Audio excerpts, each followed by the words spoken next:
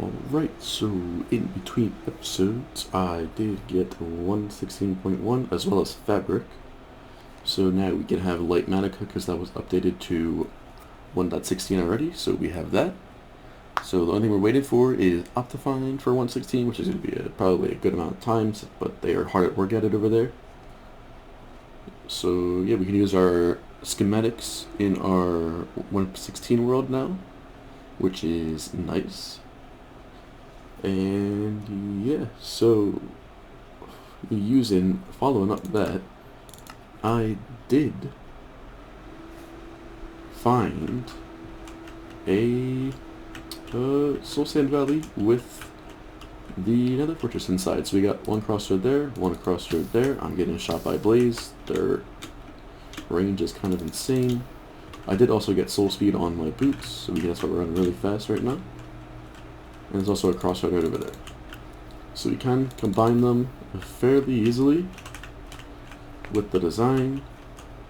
But yep, we got this finally, but we're super far away. Over 5,000 on the Z, over 4,000 on the X. It's kind of far, so making a tunnel could be a challenge in and of itself, but I'm not worried about that right now. But yes, so this is where we're going to build our project for today, which is a tunnel bore.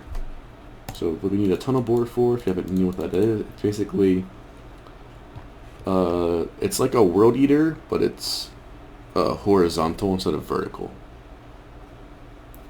So we're going to take out, for our world eater we need space, and since we're in the nether, there's not space because of the bedrock ceiling. So because of that, we can't make a regular world eater. We have to do one specifically designed for the nether. And to allow the space for the world eater, we need to create a tunnel board to give us that space. So this tunnel board will create a 22 high gap from the ceiling and the floor in one run, which is what we need. So which is the height that is required for the world eater. So this is 2 and 2 right there. So you build the world eater, or build the tunnel board to then build the world eater, and then you run the world eater. So yeah, we're gonna get working on that. I'm probably gonna put my AFK spot over there. So we're gonna go out 128 blocks in all directions to create our perimeter in the ceiling, and then we can start digging out the area for tunnel bore or TNT blast it, whatever one we seems best fit. So let's get to it. Alright, so we've been hard at work. We now have the area and clearance for our tunnel bore. So yep, this is all good. We need to actually, the schematic only covers about 150 blocks. So I did end up making it a bit longer, so I had to do 2 schematics in total. So we get about like 300 blocks of clearance here, to provide that the world eater is wide enough. So yeah, we got that, and you can see we're right at the bottom of the bedrock ceiling. And this is not the height. This is not 22 blocks, obviously. So this thing actually goes and blows up here, then also blows up down a little further as well.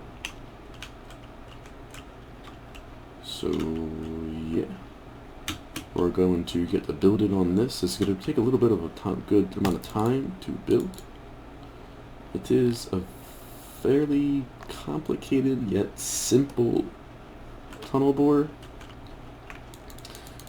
This is not my design, obviously. I cannot design any of this stuff, so definitely will be a link down to fallenbreath, which is where I saw this from. So yeah, make sure you go check them out. And I'm going to get building on this. It's going to take a very long time, but we need to get it done to be able to get our wither skeleton farm. So get rid of this netherrack, and we're going to get started building on this. Okay, so a lot. Oh, have to let the wings on to fly. So a lot of time has passed, and we got it all in place. Both schematics are in, and we can actually test it at this point in time, which I'm very nervous about, so I'm going to make a backup and then I'll be right back with you guys.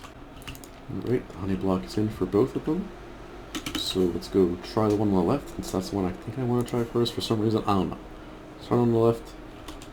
So the reason why I put the honey block here is because we stick to it. So all we have to do here is to click this no block, and every time it'll get shot off. So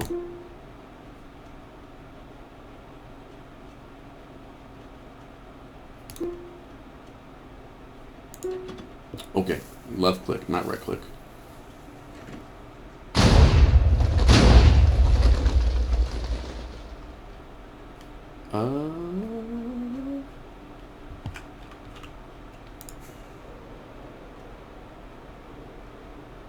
Did everyone fire? It did. All the way down over here.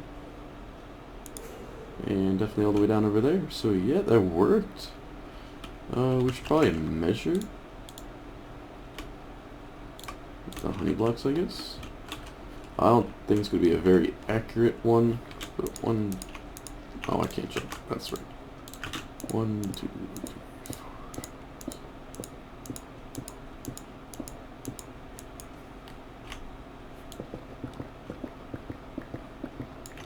Alright, so it's not the perfect height yet, but I mean, okay, only getting rid of this part is going to be a lot less than getting rid of the whole thing, so I am perfectly fine with this. Let's try it again. Let's do it on the other side, so that we get them both at the same length, I guess we could say. Looking for the honey block. I think I already passed it. There it is. Alright, so then we left click right here.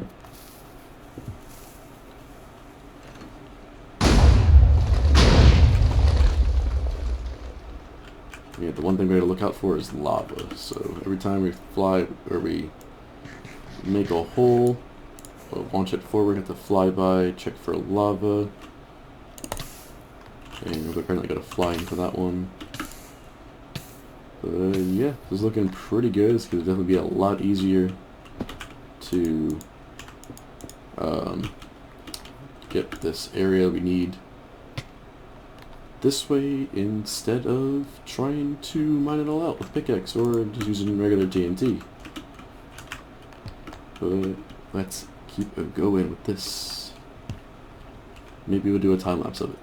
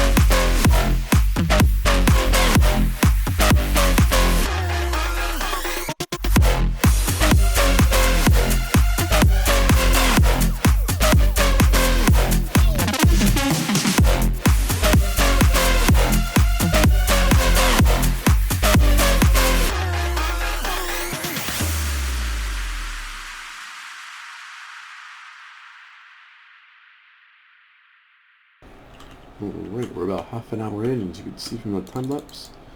It is working. So yeah, we got a very low line here. So this is going to take a long time, but this is definitely a lot easier than digging this all out by myself.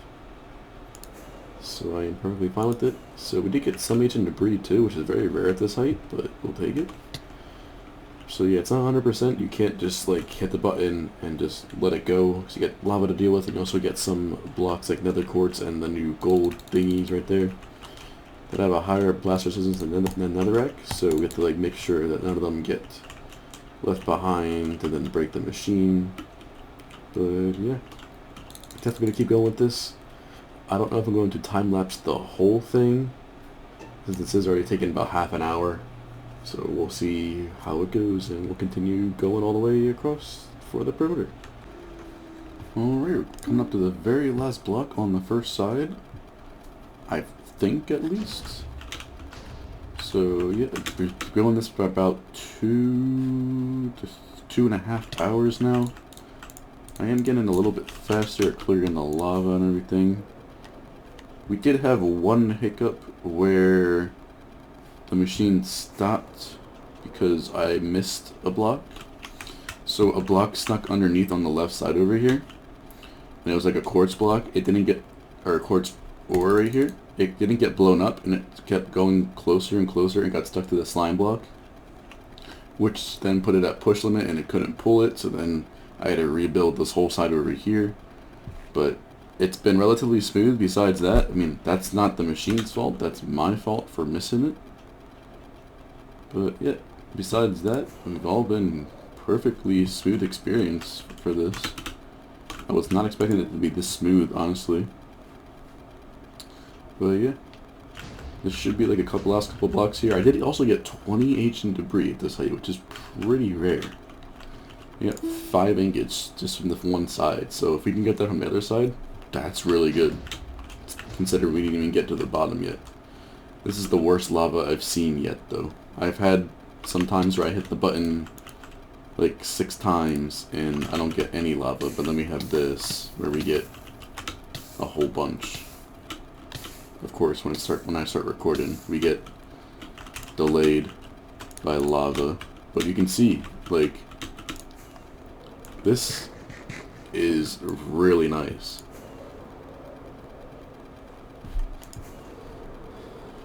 Like, while this is efficient and everything, I think I could just do this all the way down. But I think that the fact that the world eater is automatic is what's making me want to build that instead, because it just seems so much better that I don't have to, you know, actually do this. It'll clear all the lava for me. So let's go check where. Yep, we actually did get it right there. This is the end right here.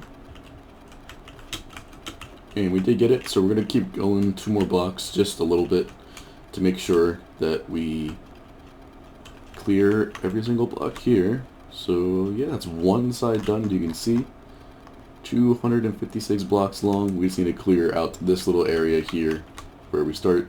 I'm going to wait until we do this one as well, because then it'll just be a lot smoother to get rid of all that at once instead of having to blow this up and try not to blow this up at the same time. But I'm excited to see that if this one over here will also clear all this on the side, and then we have this big area. So yeah, on to the other one, right? Time lapse. I might time lapse. I'm not sure. I mean, it all depends on how it looks in post.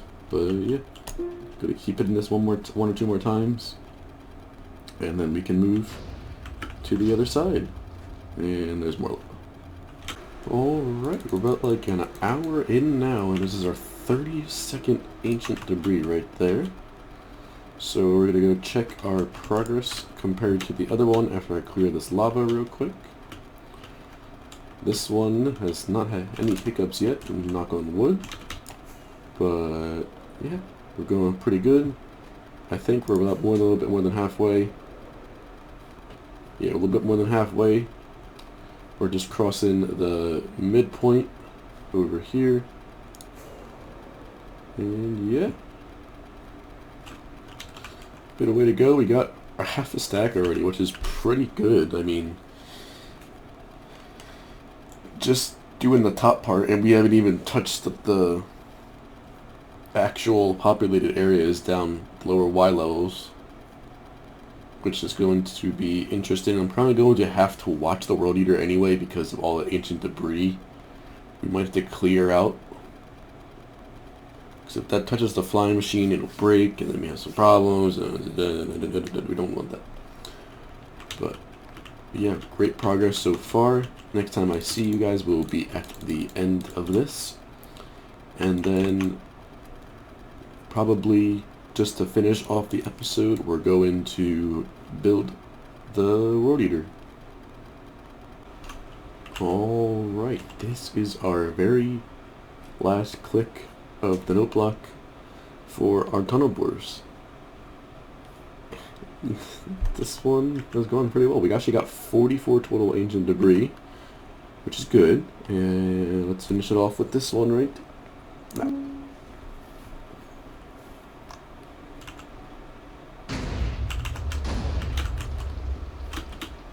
And now they are all, or both, in the same place. And our area is essentially ready for our World Eater. So, I'm probably going to go down here and make it all even. Since there are some blocks up behind like this, like we'll go probably to this level right here. And we'll see if it's actually 22 blocks right now. So from this block right here,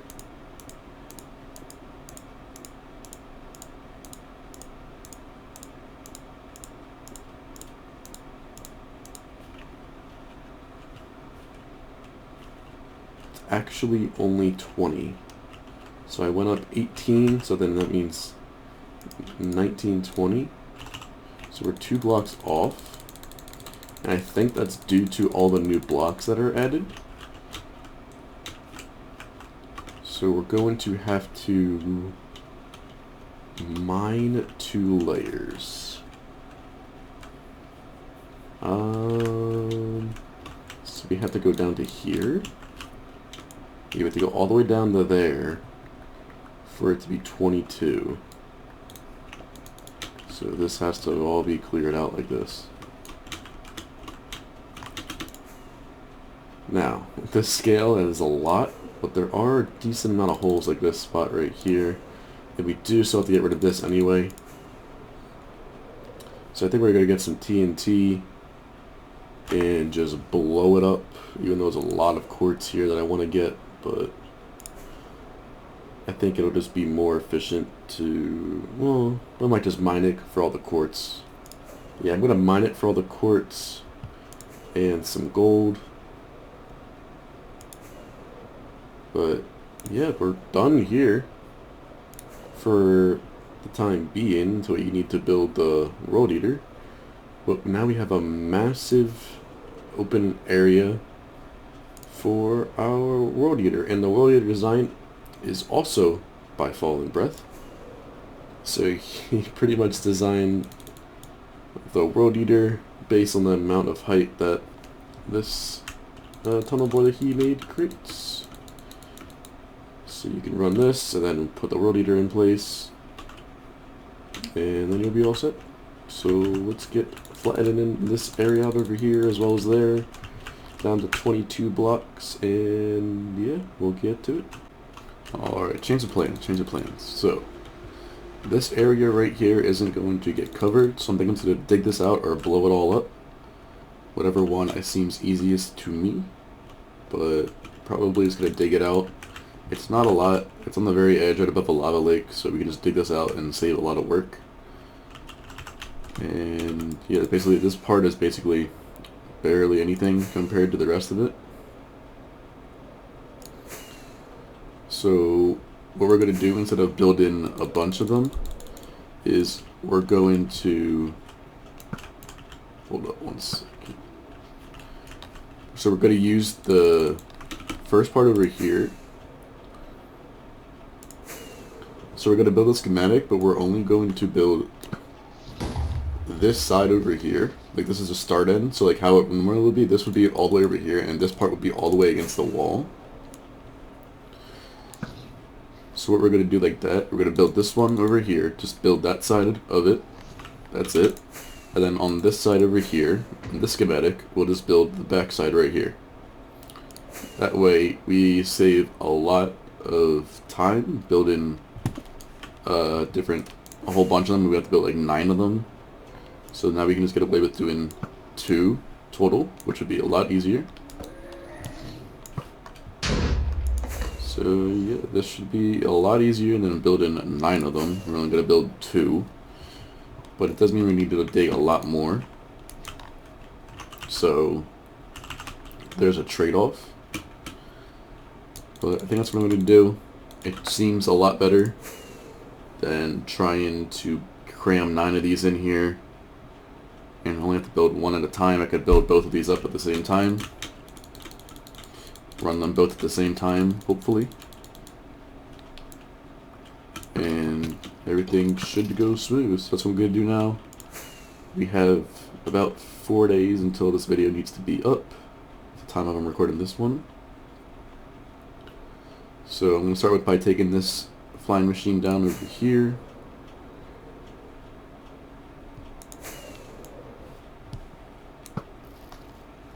And then we'll get to work on the World Eater itself. And then we'll probably call it there since there's been a lot of progress in this episode. Alright, I think 2 days has passed? 2 or 3 days has passed since our last clip. And we have progress. And by progress, we have a lot of it. So we didn't really need trenches, but I already had them planned out. So I just did that. Instead of placing a bunch of anvils, I just made the trench over here since it was a lot easier to do. And this goes all the way down to one on top of the bedrock. Because what I plan to do is fill this whole thing with lava again, like I did in my last one, my last Big Dumb Farms world. Because it did look pretty cool. So I'm gonna try to fill the whole floor with lava sources, that is. So yeah, it's gonna take a while, but it looks really cool in the end. And then we're gonna get like a concrete box here. But yeah, all the trenches are in all the way down. Yeah, all the way down in the middle too, just to make sure. And we did also take the cords of our center block here for our fortress. So we got 2 crossroads over there and 1 crossroad over here. Our AFK spot's going to be in the middle over there. So we're going to funnel these guys, all the whale skeletons, to here in the center where I'm going to be AFKing, which is somewhere around here. I forget exactly where, but that is the center of our perimeter, or roundabout. And yeah, so we got all the stuff ready already to launch the World Eaters in the next episode. I think it'd be better if I just did this in a time lapse in its own video. And maybe we start the farm in that video as well. I'm not sure. I should probably get rid of this right here, just all this. Since it is not in the TNT blast area, so we just get rid of this real quick. And yeah, so that's going to be the end of the episode. We're going to start the next episode off with the time lapse of the World Eaters going at it and breaking all the area. So yeah, hope you enjoyed. I did really like that tunnel bore. It was a lot of fun, but a really long time consuming. So this will be basically fully automatic. The only thing I'll have to get rid of is the ancient debris that gets uncovered. So I'm going to have to be watching it while it's going, just to make sure everything's going perfect and no hiccups or anything. But yeah, I'm going to end it here. Make sure you like, subscribe, all those sorts of things, and I'll see you in the next one.